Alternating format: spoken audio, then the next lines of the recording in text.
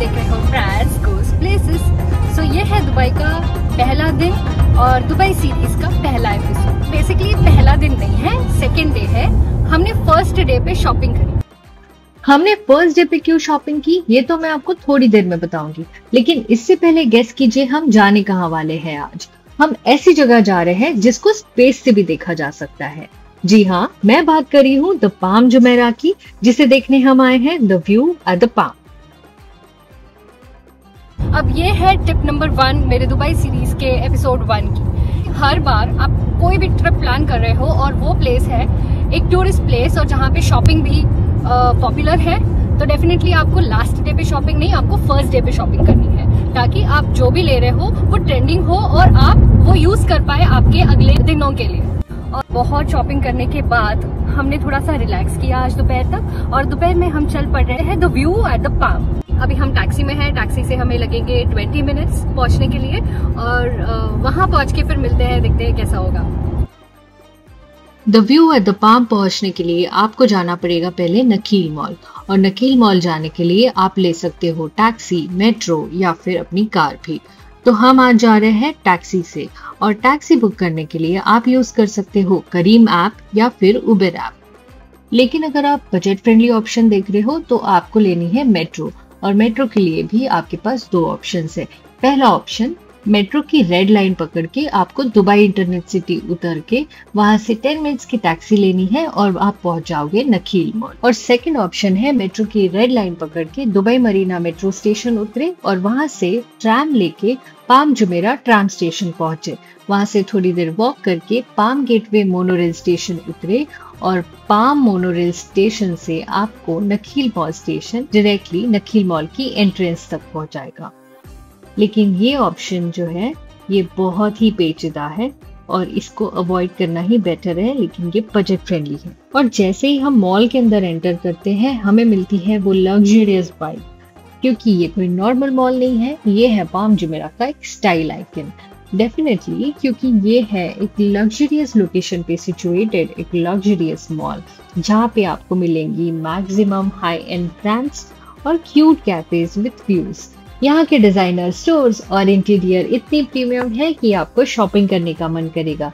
लेकिन यहाँ के साइन बोर्ड्स आपको लेकर जाएंगे लेवल 2 की तरफ, क्योंकि आप शॉपिंग करने नहीं पाम व्यू देखने आए हो।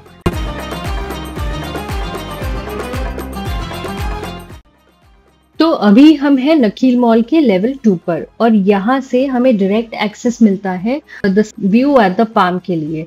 और जैसे ही हम बाहर निकलते हैं यहाँ पे दिखता है इतना बड़ा एरिया फिर से ऑन लेवल 2, और यहाँ पे फिर शुरू होती है एक नई बिल्डिंग जिसको बोला जाता है पाम टावर। और इसके 52nd फ्लोर पे हम जाएंगे, जहाँ पे है ऑब्जर्वेशन डेक, जहाँ पे मिलेगा हमें वो व्यू जो स्पेस से भी आइडेंटिफाई किया गया है।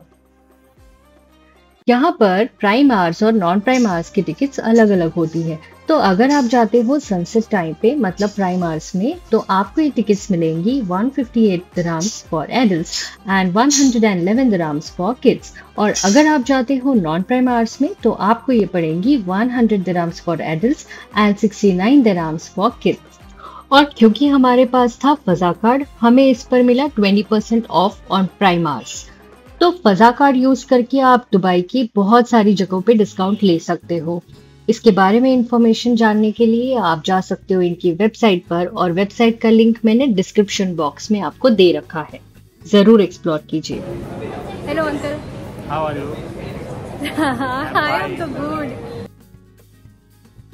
अब हमने टिकट्स भी निकाल ली और थोड़ी स्नैकिंग भी कर ली, और इन्होंने हमारी ग्रुप पिक्चर भी ले ली।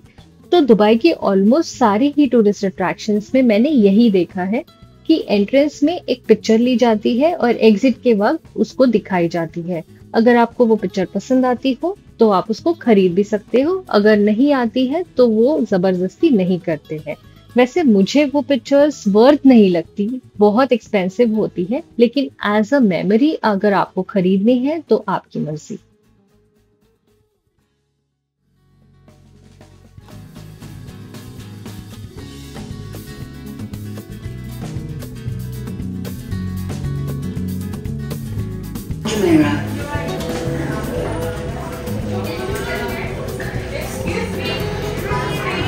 In 2001, construction began.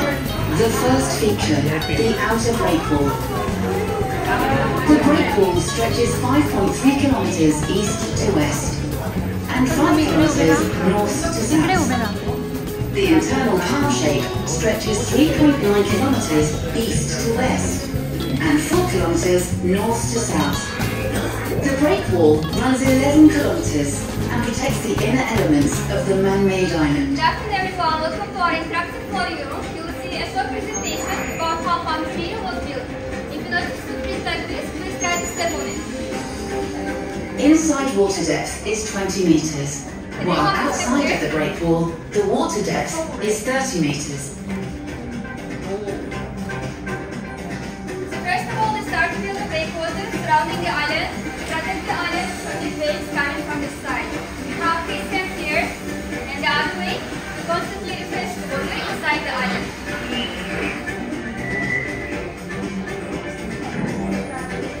Thank you, ma'am. Next one, please. 7 million tons of rock was used as the foundations. Most materials used to build the wall are rocks and sand. Biggest rock was equivalent to 1 small bar. 120 million tons of sand was brought from the ocean to build the 17 fronds in the shape of a palm. Behind you, please.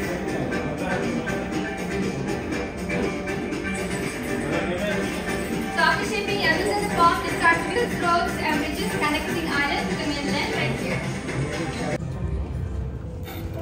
In 1997, His Highness Sheikh Mohammed bin Rashid Al Maktoum, Vice President and Prime Minister of the UAE and ruler of Dubai, embarked on a project that would transform Dubai's coastline and give the world one of its most recognizable man-made wonders. A technological marvel, Palm Jumeirah has become a symbol of not only Dubai's.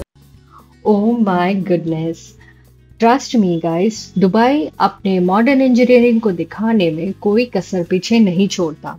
इससे पहले कि हम 52nd floor पर जाकर वो iconic view देखते हैं, हमें मिलता है ये एक इमर्सिव वर्चुअल टूर, जहां पे बताया जाता है कि कैसे सिर्फ 6 सालों में इन्होंने इतना बड़ा आर्टिफिशियल मैन-मेड आइलैंड खड़ा किया है on the sea without using any concrete.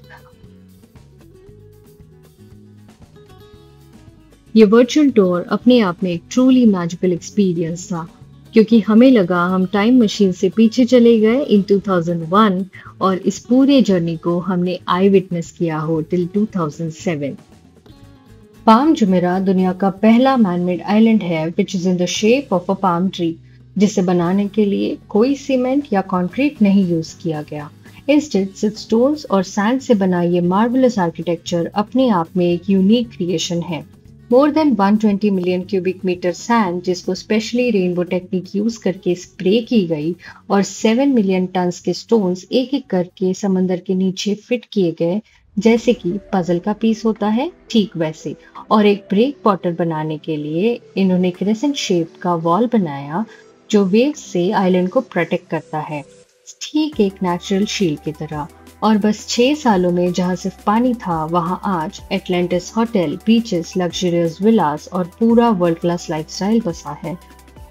और इस सेक्शन में ये सब कुछ ब्यूटीफुली एक्सप्लेन किया है on these displays. Excited? Yes. How much? What do you want to view?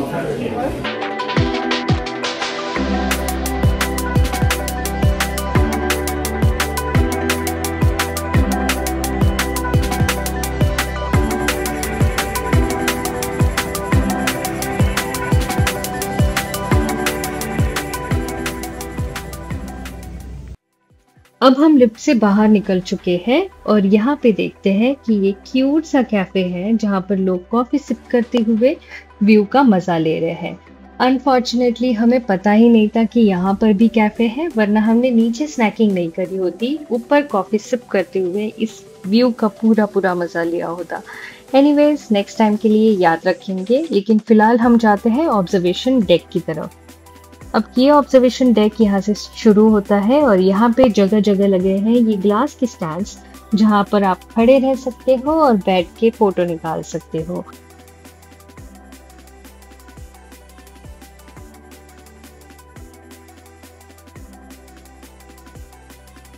इस ऑब्जर्वेशन डेक की ये खास बात है कि यहाँ पे सिर्फ पाम जुमेरा का 360 डिग्री पैनोरामिक व्यू नहीं दिखता, यहाँ पे दिखता है पूरे दुबई सिटी का पैनोरामिक व्यू।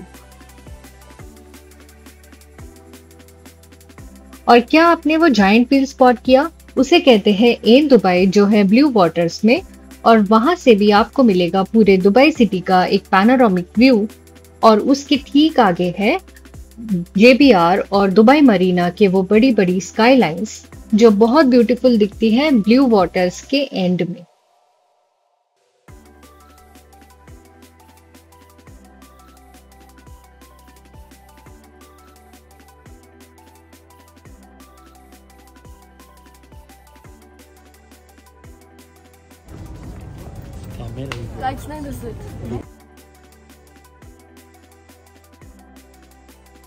और जब मैंने भी ट्राई किया मुझे भी कुछ नहीं दिखाई दिया, या हमें इसे ऑपरेट ही करने नहीं आया हो, पता नहीं।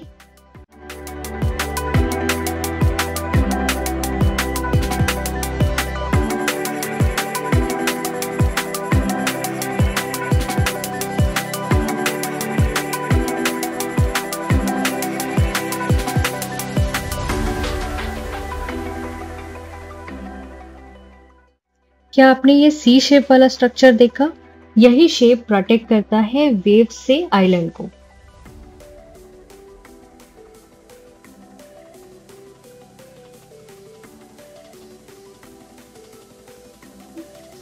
गाइज, अगर वेदर अच्छा हो ना तो ट्रिप का मजा नेक्स्ट लेवल हो जाता है, और आज का वेदर यहाँ पर सीरियसली बहुत प्लेजेंट है। And here you can see the only 7-star hotel in the world, Al Burj Arab.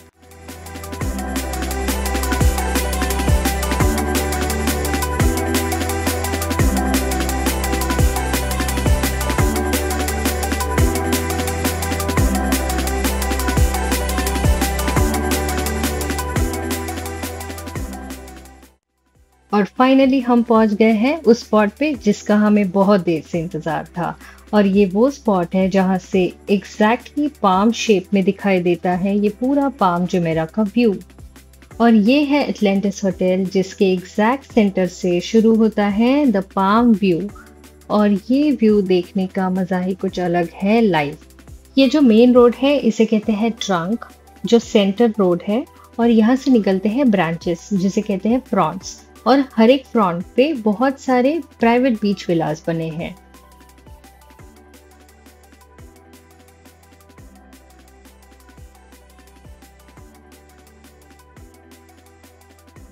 Guys, भीड़ देख रहे हो लोगों की? यहाँ पर लोग लिटरली कैमरास और फोटोज लेकर खड़े हैं और वेट कर रहे हैं कि कब उन्हें वो स्पॉट मिलेगा परफेक्ट शॉट का, जहाँ से वो पाम ट्री का एक्चुअल शेप शॉट कर पाए।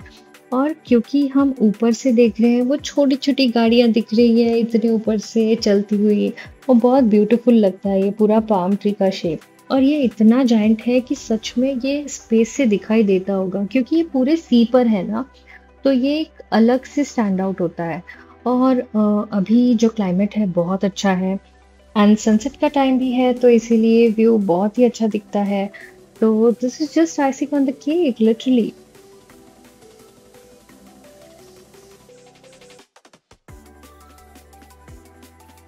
और इसी के साथ खत्म होती है हमारी ये पाम जुमेरा की ब्यूटीफुल जर्नी, जहां से निकलने का हमें बिल्कुल मन नहीं था। बट जाने से पहले ये रहा एक सुवेनियर शॉप, जहां आप खरीद सकते हो वो पिक्चर जो आपने एंट्रेंस पे ली थी, और कुछ और सुवेनियर्स भी, जैसे कि magnets, mugs, T shirts, soft toys, की चेन्स, मोमेंटोज, और बहुत सारी चीजें हैं यहाँ पर। ये स्टोर काफी बड़ा है।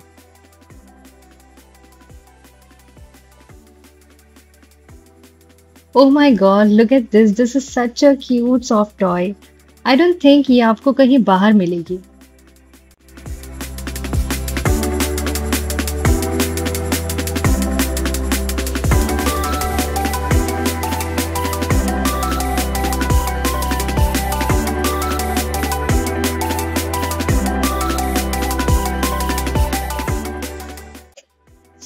तो गाइस, इस आइकॉनिक जगह को गुड बाय करने का वक्त आ चुका है, लेकिन आप बने रहिएगा मेरे नेक्स्ट एपिसोड के लिए, क्योंकि मैं लेकर जाऊंगी आपको दुबई की एक दूसरी जगह एक्सप्लोर करने को, और वहां पे दूंगी आपको सारी इन्फॉर्मेशन।